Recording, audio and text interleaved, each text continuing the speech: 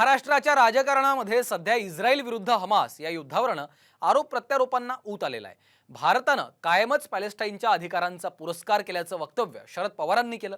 त्यावरून भाजपनं शरद पवारांनाच धारेवर धरलंय।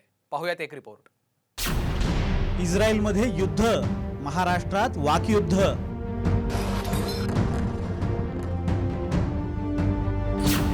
पवारांच्या पॅलेस्टाईन बाबतच्या वक्तव्यानं गदारोळ।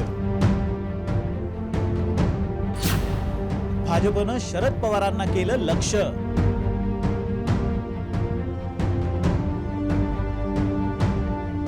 पॅलेस्टाईनी दहशतवादी संघटना हमास आणि इस्रायल दरम्यानच्या युद्धानं पश्चिम आशिया धुमसतोय। या लढाईत आतापर्यंत दोन्ही बाजूच्या 4000पेक्षा जास्त नागरिकांचा मृत्यू झालाय। या युद्धानं आंतरराष्ट्रीय राजकारणात जेवढी उलथापालथ झाली नसेल तितका गदारोळ महाराष्ट्राच्या राजकारणात माजलाय। या गदारोळाला निमित्त ठरलंय ते शरद पवारांच्या या युद्धाबाबतच्या वक्तव्याचं। ज्या भागात युद्ध सुरू आहे ती जमीन पॅलेस्टाईनची आहे। तिथं अतिक्रमण झालं आणि इस्रायल देश उदयाला आला। मला त्याच्या खोलात जायचं नाहीये, पण भारताचे पहिले पंतप्रधान पंडित जवाहरलाल नेहरूंपासून इंदिरा गांधी, राजीव गांधी आणि अटल बिहारी वाजपेयी या सर्वांची पॅलेस्टाईनला मदत करण्याची भूमिका होती। दुर्दैवानं आपल्या देशाच्या पंतप्रधानांनी इस्रायलची बाजू घेतली आहे। ते करत असताना त्या जमिनीचे मूळ मालक असलेल्या पॅलेस्टाईनकडे त्यांनी साफ दुर्लक्ष केलंय, असं पवार म्हणाले। शरद पवारांच्या या वक्तव्यावरून भाजपनं त्यांना लक्ष्य केलंय। आसामचे मुख्यमंत्री हिमंता बिश्वा शर्मा यांनी खोचक शब्दात शरद पवारांवर निशाणा साधलाय। इस्राइल को लेकर शरद पवार ने जो बात रखी है, मेरा लगता है शरद पवार जी सुप्रिया मैडम को भेजेगा गाजा में हमास के लिए लड़ने के लिए।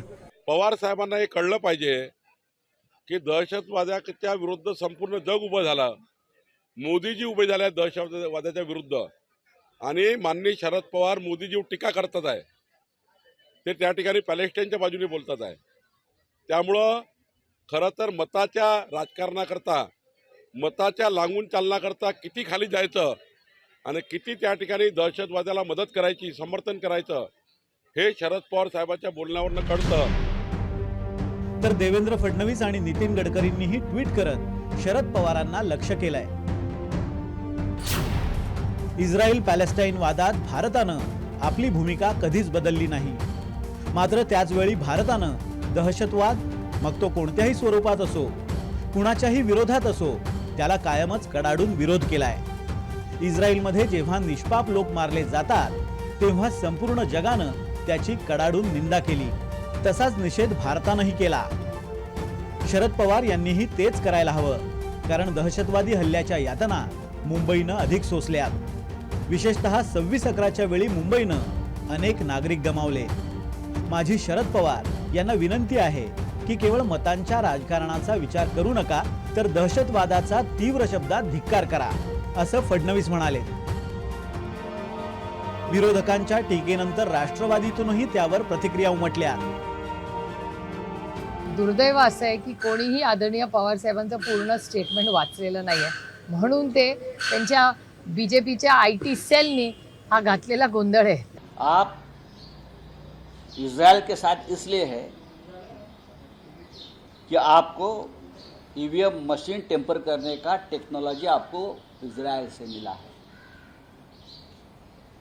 पेगासस आपको इजराइल से मिला है, और ऐसी बहुत सी बातें आपको इजराइल से मिली हैं, इसलिए आप ये कर रहे हैं। से पॅलेस्टाईनची भूमिका ही शरद पवारांची नाही आहे। ही भूमिका ही या देशाची भूमिका आहे।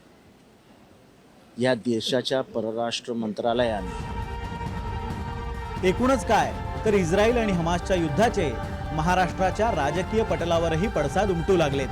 ब्युरो रिपोर्ट, साम TV न्यूज।